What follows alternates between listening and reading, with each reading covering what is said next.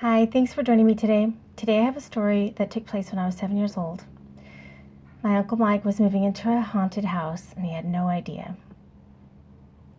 I was there to help him move that day. Lots of people were there, but I was the only one that was aware of this dark spirit in this house. If this sounds like something you'd like to listen to, grab a snack, grab your drink, and let's begin.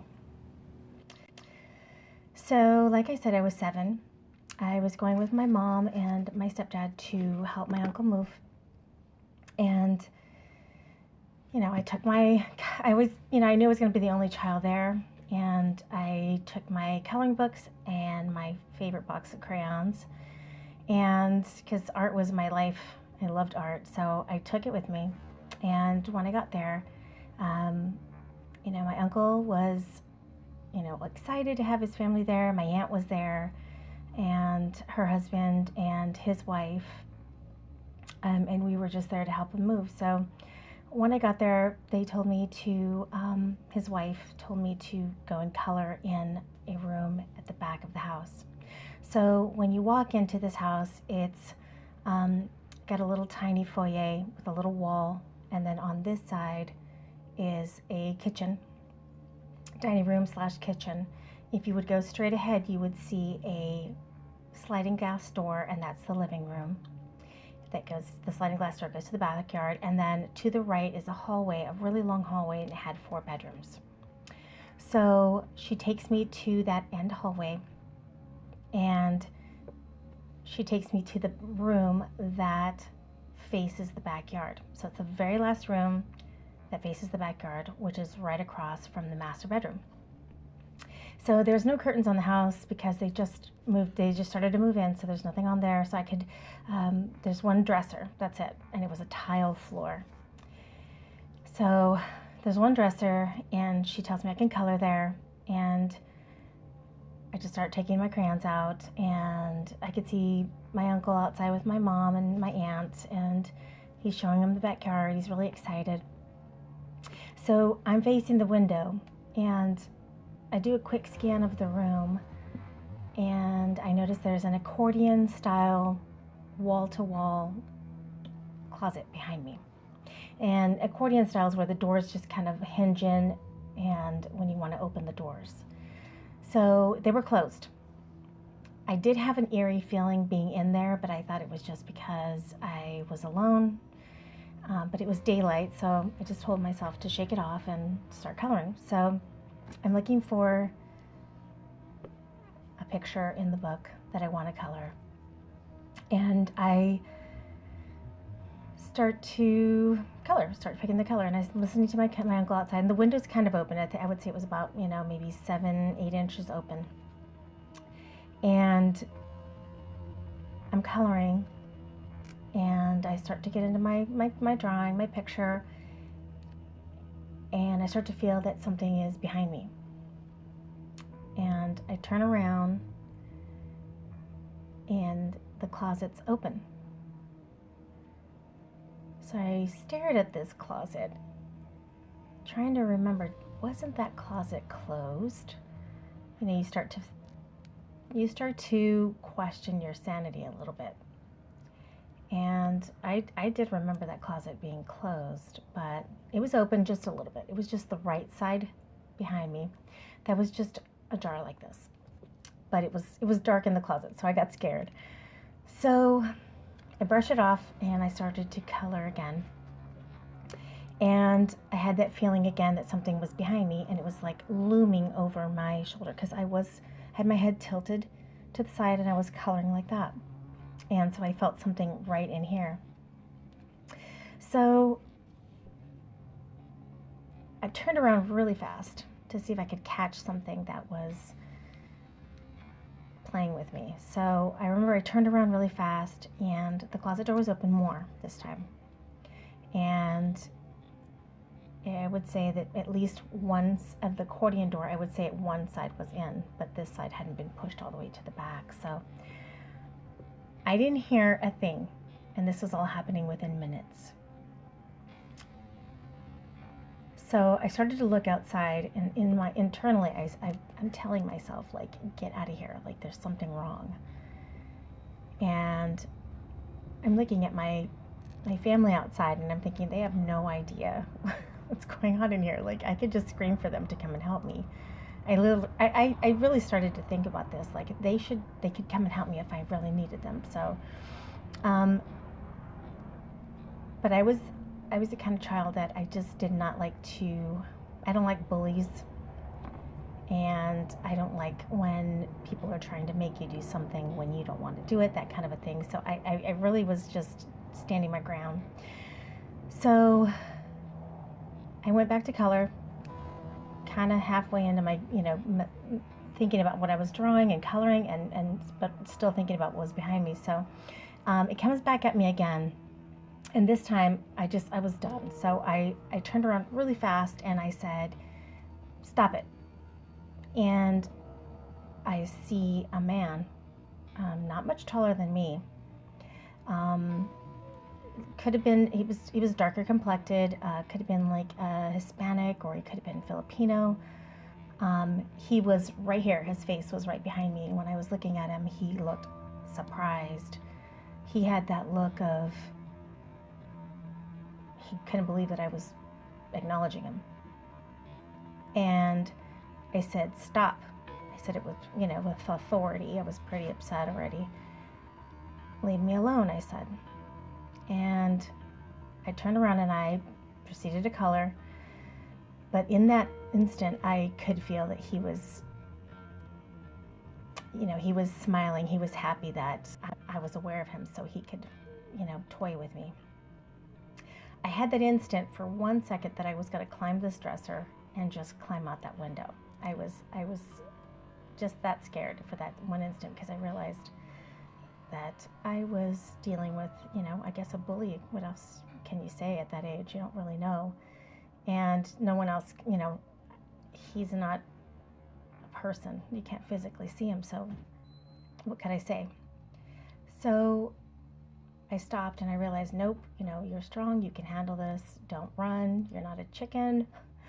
So I continued to play, and then he saw that I was ignoring him, was trying to ignore him. I knew he was right back there. I even kind of like brushed my shoulder back to like push him away, like, get away. And he breathed in my ear, just a really heavy breathing sound. And that did it for me. So I was already, I put my crayon down, and I turned around really slow, and I walked out of the room slowly, because I didn't want him to know that he scared me. And I walked very calmly, did not run, and I went to the end of the hallway into the living room, and there was a sofa right there facing the hallway of the scary hallway. And he didn't come out of the room. He just stayed in there, but I was pretty shook, and for a long time I sat on that sofa and I just stared down the hallway. I just stared. I was ready for him to come out and like run towards me, or I wasn't sure what he was going to do, but my Uncle Mike and his family come inside. Everybody comes back inside, and they start moving things in, and didn't even notice me, didn't even pay attention to me, didn't even realize I was sitting there. I did not go back into that room to color. And that was a big deal for me, because I was a kid that was just very artistic. I always had to keep busy, and I liked to color, I liked to paint. And so it was a real big deal that I just left everything in there. So it turns out that everyone at one point, I don't know, it was towards the evening already, but I mean, there was still sun out. And the guys were like, "Hey, we're going to go get something to eat. We'll be right back." And in the meantime, the ladies were like, "Hey, we're going to go sit in the kitchen. Let's go sit down and let's take a break. And let's play a card game." And his wife had said, "Let's play some cards." So they're sitting in the kitchen, talking and gabbing, and everyone is sitting in a chair. Back in those days, those chairs would spin. They had wheels. A lot of chairs, it was a popular thing. The chairs had wheels and they could spin in circles. So I'm going to stop my story here. I'm going to remind you, if you like what you hear so far, please press the subscribe button and the bell, and like and comment if you can, and I'd really appreciate it. Okay, back to the story. So the chairs swiveled. That's something to remember. So I stayed behind my mom, standing behind her chair, because I wanted to face the hallway where this dining room table was. It was at an angle to the hallway. And she had the lights on in the dining room, and they were playing cards, talking, laughing, and I was looking around thinking, is anybody aware of what is happening? This dark spirit, this ghost in this house is, in this house. Like, we weren't alone, and nobody was the wiser. Nobody even understood what was going on. They were laughing, they were talking, and I was there for a long time, just standing there. I mean, just fixated and hardly even blinking, looking at that hallway, because I was afraid he was going to come out. And at one point, he did leave the room. Now, the guys went to go get something to eat, but it was, I would say, 2 to 3 hours. They didn't come back. They just went to a bar instead to have a drink.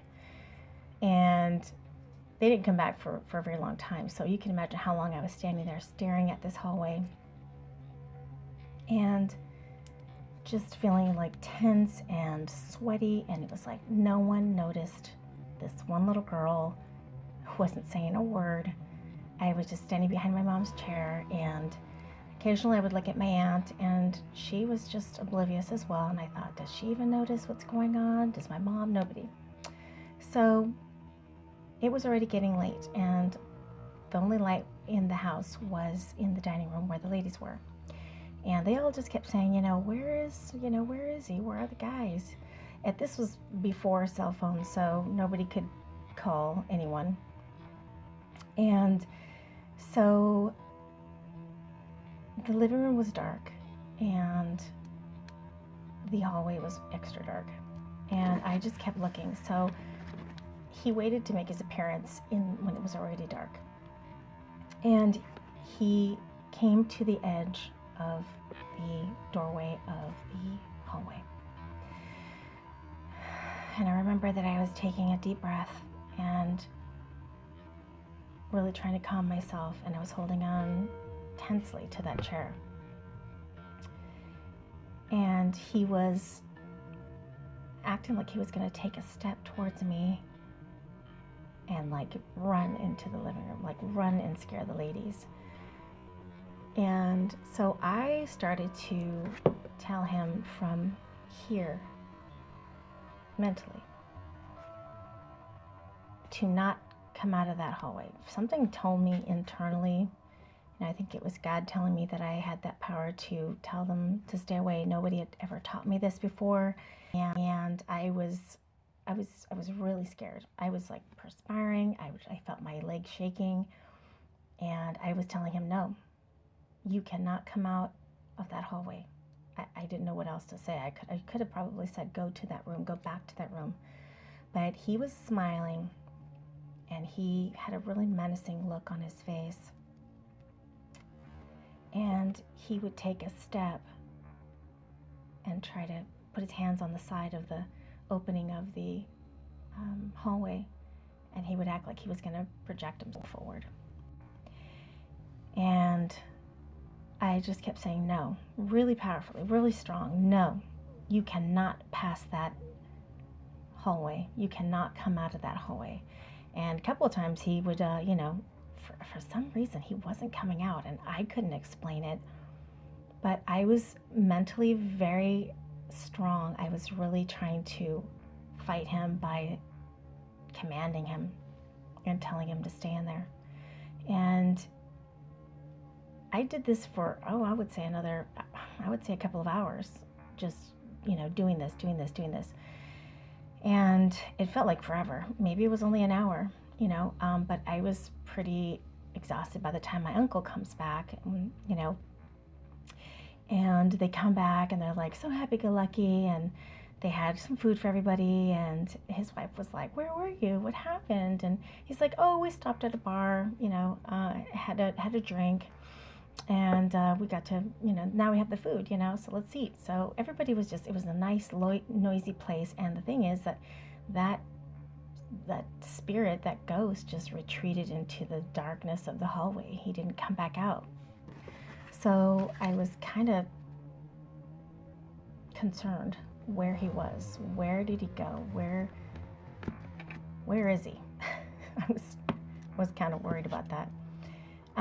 They gave me chicken, and I stood up to eat. I think he got like some kind of chicken meal, and I did not want to take my eyes off of that hallway. So I just stood and just ate one piece of chicken. I definitely just didn't want to. I did not want to take my eyes off of it. So it turns out that we go back to the back room.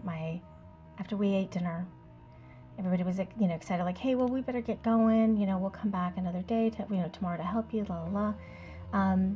His wife had said, hey, you've been so good today. I'm going to give you something. So she turns on the light to the hallway, and she walks ahead of me, and I'm kind of apprehensive, and she turns on the light, and she goes into her room, which is right across from that room. And she says, I'm going to give you something. And she opens up her medicine cabinet and her drawers in her bathroom, and she's like, I don't have the things that I was going to give you. It's in the other room, the room you were coloring in today.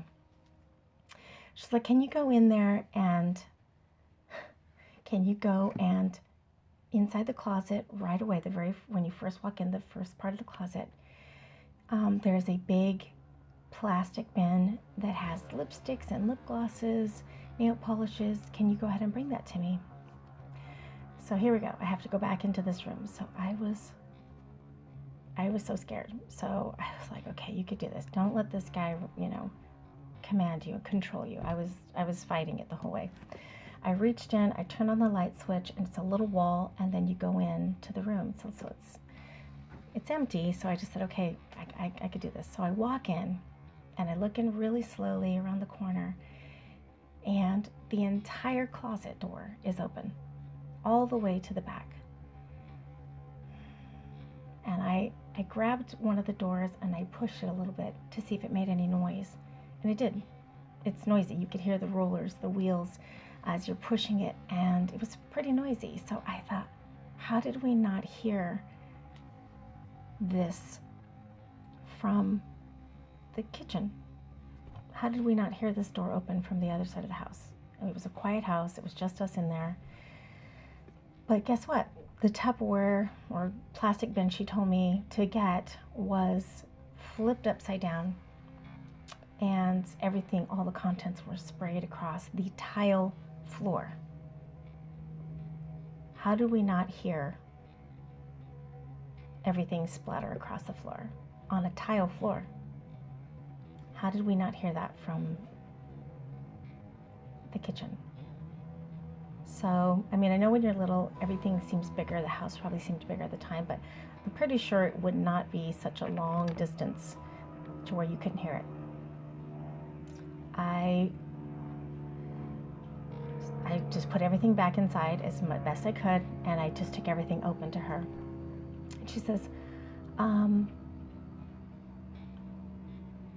told her I found this open, and everything was spilled across the floor. And she said, oh, maybe your uncle spilled it. Okay, well, he had only been there for 15, 20 minutes maybe. And so it was kind of weird that, she was saying, maybe he did that. I didn't believe it. He just came in, was talking, happy-go-lucky, had everybody laughing. He stayed in the living room. Most of the time, I saw him only one time go to the back room, but That was just to use the restroom, and that was it.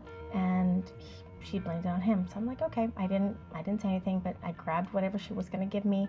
Unfortunately, and the light was on in that room, and I should have done this. I should have gone back for my crayons, because I did leave my book, my favorite book, and my crayons in that room, and I never went back for it. And, you know, as we were leaving, I definitely just kept looking at the house so eerily. So I just was like, wow, they have no idea what's going on. Like, nobody could see anything. And I left my jacket there. I left everything. And for me to do that, that's a big deal. So this concludes part 1. I'm going to continue in part 2, because my uncle went through a great deal in that house, and I want you guys to be aware of what was going on. So if you still are interested, please wait for part 2 of this story of the scary ghost in my uncle's house. Please like, subscribe, and hit that notification button so you can be notified for the next video. Thank you guys. Have a good one. Bye.